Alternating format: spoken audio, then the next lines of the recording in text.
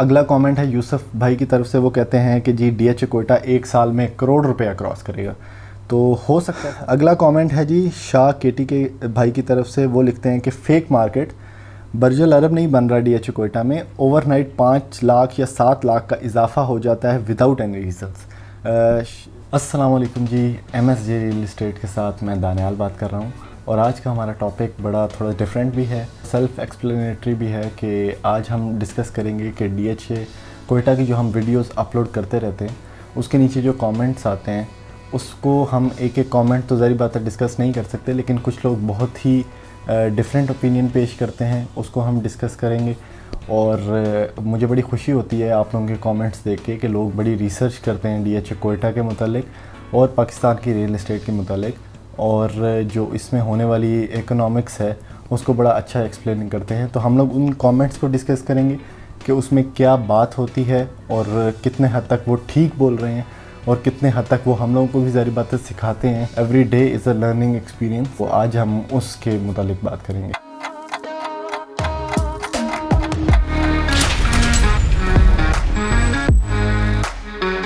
अच्छा जी, पहला कमेंट जो हम लोग डिस्कस करना चाह रहे हैं वो खालिद चौधरी साहब ने किया है, हमारे बड़े प्यारे भाई हैं। उन्होंने लिखा है कि price will not halt at 60 but will cross 90 by end of year. No file of any DHA is less than 90 at the moment.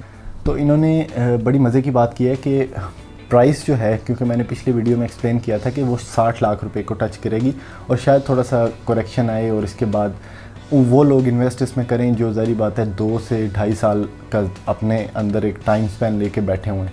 वो लोग इसमें एंटर ना हों जो कि 5-10 लाख रुपए के फ़ायदे के लिए हफ्ते 2 हफ्ते के लिए एंटर होना चाहते हैं। लिखा है कि price will not halt at 60, कि प्राइस जो है वो 60 लाख रुपए पर नहीं रुकेगी, वो 90 क्रॉस करेगी। खालिद भाई आपका कमेंट ठीक है, लेकिन मुझे ये लगता है कि 90 क्रॉस ये तब करेगी जब 2 से 2.5 साल इसमें डेवलपमेंट हो चुकी हो, बैलेटिंग करीब हो, क्योंकि 90 एक ऐसा फिगर है जो कि टच करते करते बहुत से DHA काफ़ी टाइम लगा देते हैं। तो DHA कोयटा में ज़ाहिर बात है लोकल लैंड का इन्फ्लुएंस है, लेकिन मेरे ख्याल से ये टच करते करते काफ़ी टाइम लग जाएगा। अच्छा जी, अगला कमेंट जो हम लोगों को लगा है कि थोड़ा सा डिस्कस करने के लिए है वो है मदनी नाथ स्टूडियोज़ की तरफ से। और वो लिखते हैं कि rate of early bird please discuss of all products of Quetta, कि हम लोग सिर्फ कनाल की बात क्यों करते हैं और अर्ली बर्ड की बात नहीं करते। तो ज़ाहिर बात है सर के अर्ली बर्ड के लिए एक पूरी वीडियो मैंने जो थी वो बनाई थी उनके रेट्स के मुतालिक। मज़ीद इस वीडियो में थोड़ा सा बता देता हूँ कि अर्ली बर्ड जो है वो तकरीबन इस टाइम पे उसका रेट 1.5 करोड़ रुपए से लेके 1 करोड़ 55 लाख रुपए तक है। और मज़ीद जो छोटे छोटे प्लॉट्स हैं उनके रेट्स हम इसलिए डिस्कस नहीं करते क्योंकि कनाल का फैक्टर जो है वो मोस्टली डोमिनेंट है DHA कोयटा में, और कोयटा की सारी मार्केट है उसको कनाल एफिडेविट ही कंट्रोल कर रहा है, मेरे ख्याल से ऐसा है। अच्छा जी, नेक्स्ट कमेंट जो है वो टूरिज़म पंजाब की तरफ से है। Sir is there any tax of RS 16,500 for getting allotment letter of 1 kanal DHA Quetta. तो मुझे ऐसा लगता है कि मैंने जितनी भी ट्रांसफ़र्स करवाई हैं उसमें टैक्स होता है 16,500 का जब भी आप उसको ट्रांसफ़र करवाते हैं कनाल के प्लॉट को। तो yes there is a tax of 16,500। अगला कमेंट जो है वो नईम भाई की तरफ से है। वो लिखते हैं good genuine analysis, good work, keep it up. Thank you Naeem भाई। उससे अगला कमेंट है अब्बासी खान साहब की तरफ से। वो लिखते हैं I think it will go up not come down, DHA has no match in Quetta. तो वही बात सेम रिपीट इन्होंने की है कि DHA का ज़ाहिर बात है कोयटा में लोकल लैंड इन्फ्लुएंस है, तो DHA ऊपर जाने का ज़्यादा अंदेशा है, नीचे आने का कम है। अच्छा जी, अगला कमेंट जो है वो है रेहान सलमान द क्रिकेटर की तरफ से। वो कहते हैं भाई 50 तक आएगी फ़ाइल। सर 50 तक मेरे ख्याल से नहीं आएगी, क्योंकि मेरे पास इस टाइम पे लाइंड अप हैं ऐसे क्लाइंट्स जो कहते हैं 55 से 56 लाख रुपए तक जब भी फ़ाइल है वो हमें ले दें। तो मेरे ख्याल से इतना ज़्यादा परचेज़र होने की वजह से रेट नीचे करेक्शन आ सकती है। 60 बहुत ज़्यादा रेट है, 58-57 तक रेट आ सकता है, लेकिन इससे नीचे नहीं आएगा। इससे अगला कमेंट जो है वो बड़ा इंटरेस्टिंग है। उस्मान फ़ारूकी साहब लिखते हैं pathetic analysis, DHA Quetta will come to 45 lakhs in 1 month. I will remind you of this message when it comes to 45 lakhs. 500 more files have to be introduced in the market. Demand will be less than supply at the moment. There is an artificial rise in price created by a group of specific dealers. Dealers का नाम नहीं बताया उन्होंने। It's a very old trick of real estate management for short term profits. There are 4 factors which contribute to an increase in price: balloting, development in specific sector, infrastructure, demand and supply, जो मैं सारी बातें videos में बता चुका था, वही इन्होंने रिपीट किया। Your analysis seems to be quite incorrect as none of the above factors have been properly addressed। अच्छा उस्मान भाई, आपकी बात बिल्कुल ठीक है। ये 4 कॉमेंट जो आपने फैक्टर्स बताए हैं ये मैं इससे पहली वीडियो में डिस्कस कर चुका था। मेरे ख्याल से ये फैक्टर्स आपने बिल्कुल ठीक बताए हैं। जब भी बैलेटिंग होगी रेट इंक्रीज़ होगा, डेवलपमेंट होगी रेट इंक्रीज़ होगा, इंफ्रास्ट्रक्चर डेवलपमेंट होगी रेट इंक्रीज़ होगा, डिमांड सप्लाईज जो है वो हमेशा मैटर करती है।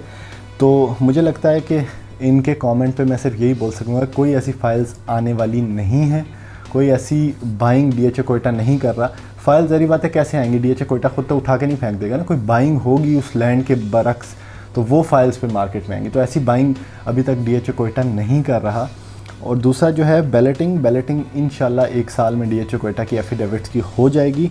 Development in specific circle, development वहाँ पे बहुत अच्छी जा रही है। आपने अगर कुछ शॉट्स वहाँ पे देखे हों तो मेरे ख्याल से वहाँ पे डेवलपमेंट करना मुश्किल काम नहीं है। वो डीएचए इस्लामाबाद की तरह वहाँ पे पोटोहारी लैंड नहीं है जिसको पहाड़ों को काटते काटते आपको 4 साल लग जाए। मेरे ख्याल में जहाँ पे जो डेवलपमेंट का वर्क 3-4 कंपनीज़ को दिया हुआ है तो उसी रेस में ही वो जल्दी डेवलप हो जाएगा। अगला कमेंट है यूसुफ भाई की तरफ से। वो कहते हैं कि जी डीएचए कोयटा 1 साल में 1 करोड़ रुपया क्रॉस करेगा।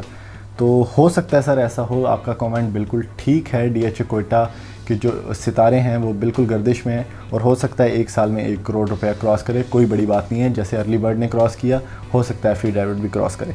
अगला कमेंट है जी शाह केटी के भाई की तरफ से। वो लिखते हैं कि फेक मार्केट बर्जुल अरब नहीं बन रहा डीएचए कोयटा में, ओवरनाइट 5 लाख या 7 लाख का इजाफा हो जाता है विदाउट एनी रीजंस।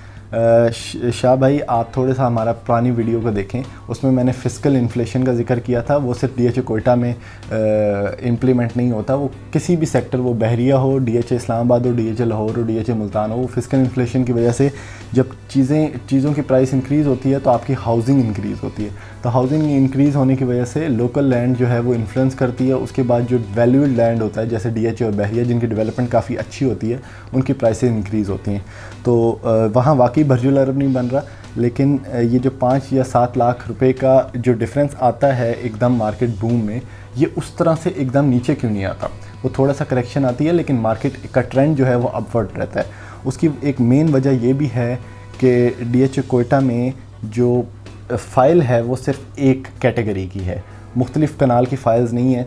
तो वो जो एक कैटेगरी की फ़ाइल्स है उसका परचेज़र ज़ाहिर बात है हमेशा ज़्यादा रहा है मार्केट में, तो उसकी वजह से डीएचए कोयटा का इंक्रीज़ आता है मार्केट में। अगला कमेंट जो है वो सैयद रिजवी साहब की तरफ से है। Hi bro, what do you think of the price of kanal file? I am not talking about early bird. तो ज़ाहिर बात है कनाल की प्राइसेस जो हैं वो मुझे ऐसा लगता है कि मज़ीद ऊपर जाएंगी। अगला कमेंट है दोस्त मोहम्मद साहब की तरफ से। वो लिखते हैं brother, A1 and A2 are only for early bird और other 1 canal consider in this. मतलब उनका ये कहने का है कि जो A1 और A2 सेक्टर वहाँ पे डेवलप हो रहा है, क्या वो सिर्फ अर्ली बर्ड है या फिर वो कोई और सेक्टर एलोकेशन फाइल या एफिडेविट फाइल भी उसमें कंसिडर होंगी? तो A1 और A2 सर सिर्फ अर्ली बर्ड को कंसिडर किया जाता है उसमें। अगला कमेंट अब्बासी खान साहब की तरफ से है।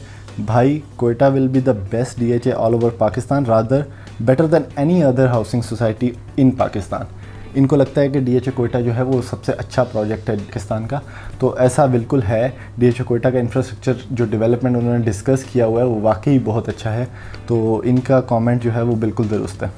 अब्बासी साहब ने दोबारा लिखा हुआ है कि there is no housing society in entire Balochistan which is comparable with DHA Quetta, what to talk of Chiltan housing society, in fact everybody living in Quetta would desire to live in DHA Quetta. बिल्कुल ठीक है।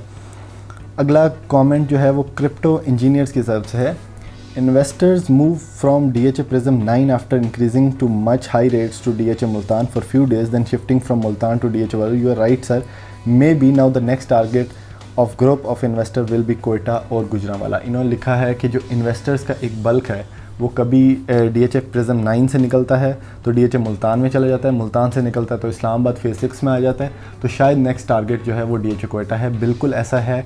DHA में पाकिस्तान में DHA के जो इन्वेस्टर्स हैं वो बिल्कुल सिलेक्टिव बाइंग करते हैं, कभी वो DHA प्रिज्म 9 में करते हैं, कभी मुल्तान में करते हैं, कभी लाहौर में करते हैं। तो अगला टारगेट उनका DHA कोयटा ही है और ऐसा ही हुआ है। थैंक यू जी। अच्छा जी, तो आज की वीडियो हमारी जो कमेंट्स हमारी वीडियोस के नीचे आते हैं, हम एक सेशन ऐसा ज़रूर रखा करेंगे जिसमें हम ये कमेंट्स डिस्कस करें।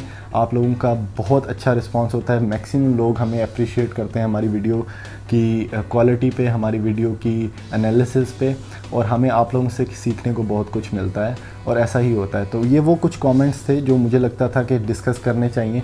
शायद लोगों को हम एड्रेस उस तरह से नहीं करते, तो वो नीचे कमेंट लिख देते हैं, तो उसको एड्रेस करना बहुत ज़रूरी है। ऐसी मज़ीद वीडियोस के लिए आप हमारा चैनल सब्सक्राइब करें, ऐसी वीडियोस को शेयर करें और कमेंट कर दिया करें। हम एक वीडियो सेशन हर हफ्ते के कमेंट्स को डिस्कस करेंगे। अगला जो हमारी वीडियो आएगी वो DHA वैली के कमेंट्स जो हैं, जो कि बहुत ज़्यादा हैं, उनको डिस्कस करने के लिए आएगी। थैंक यू जी, अल्लाह हाफ़िज़।